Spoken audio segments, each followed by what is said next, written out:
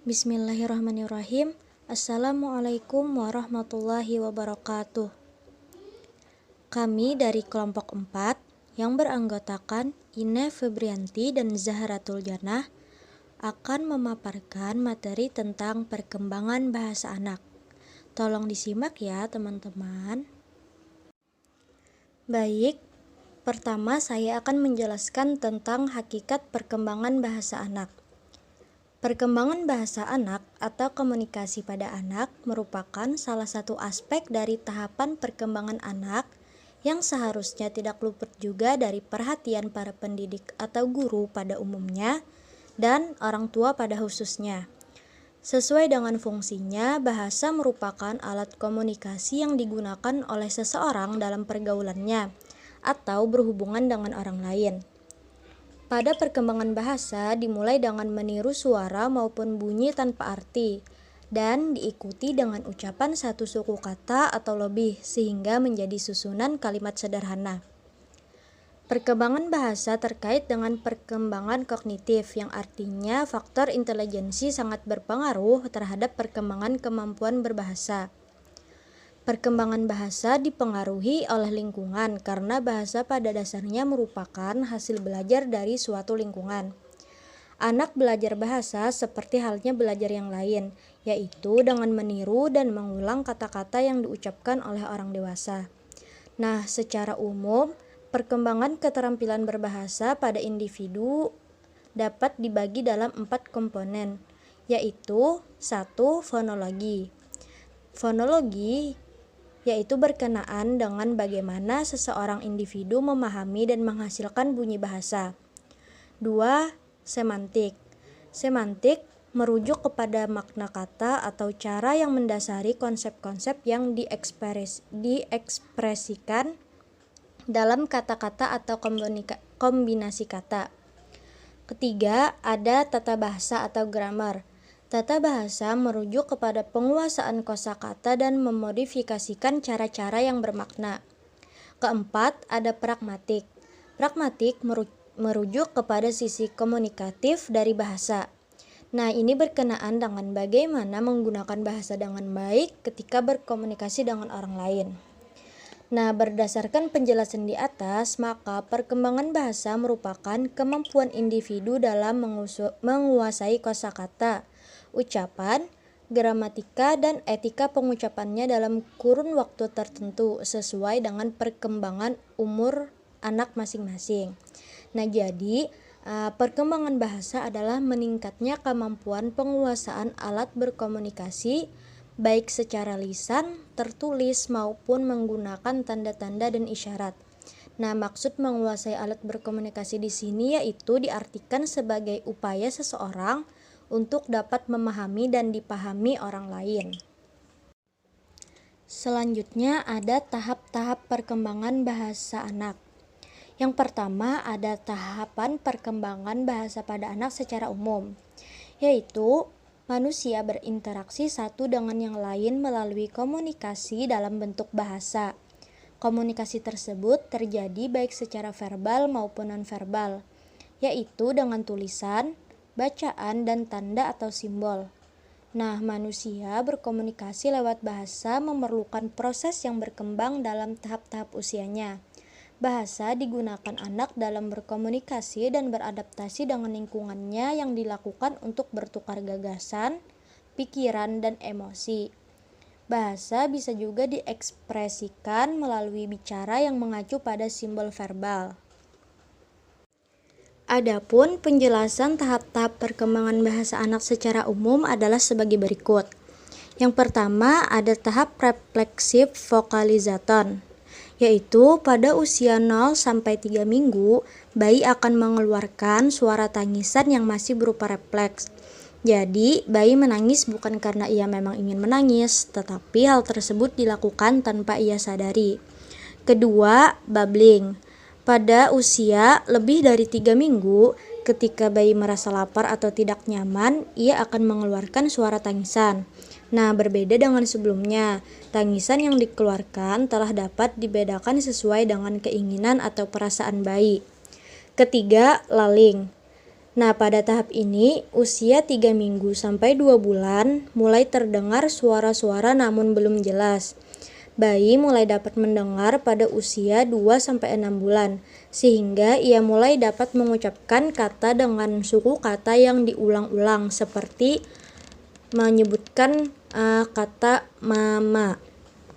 Keempat, ada ekolalia.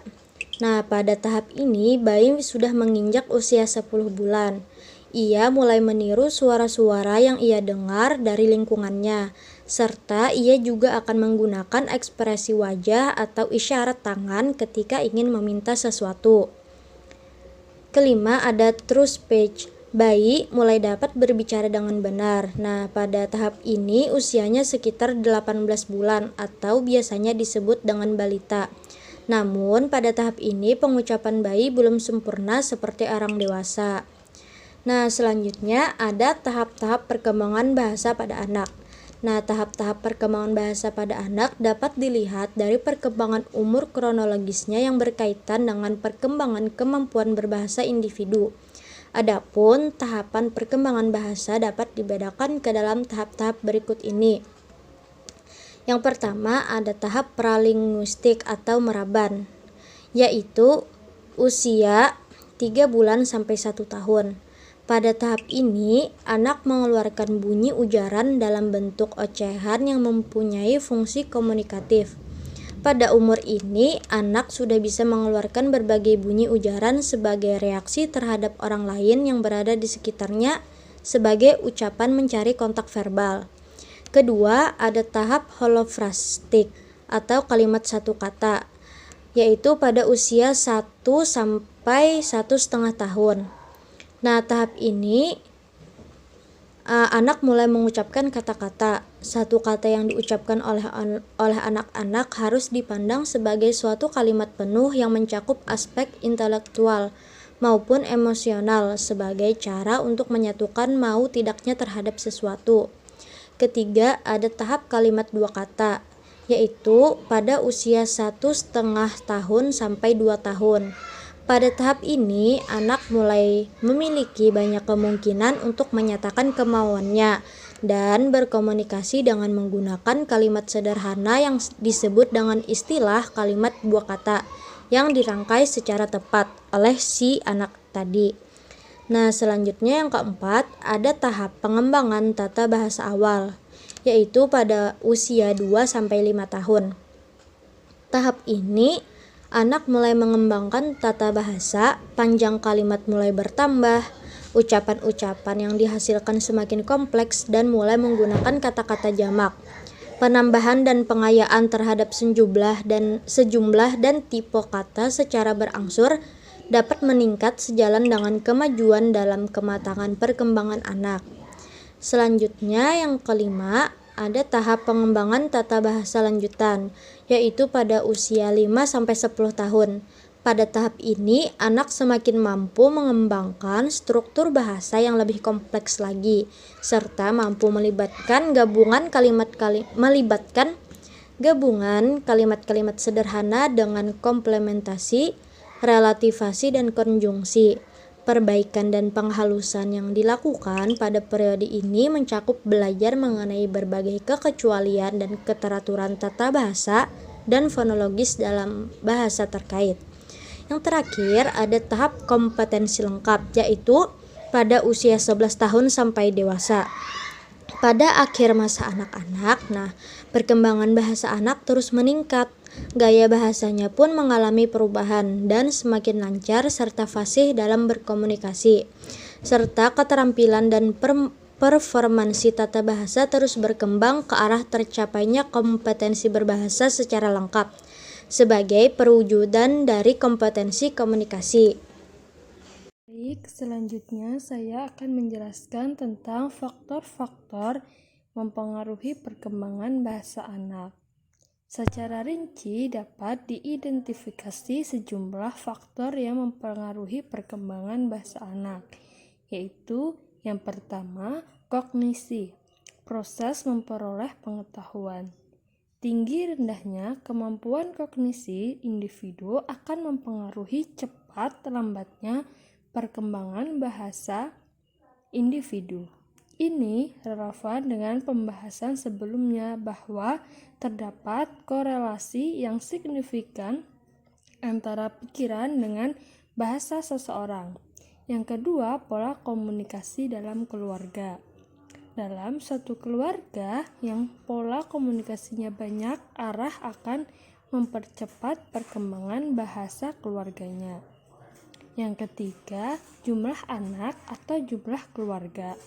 Suatu keluarga yang memiliki banyak anggota keluarganya, perkembangan bahasa anak lebih cepat karena terjadinya komunikasi yang bervariasi dibandingkan dengan yang hanya memiliki anak tunggal dan tidak ada anggota lain selain keluarga inti.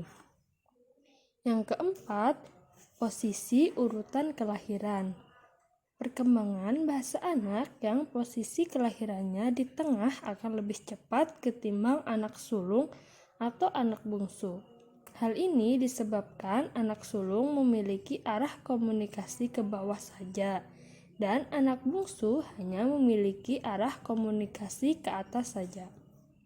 Yang kelima, kedwibahasaan, pemakaian dua bahasa.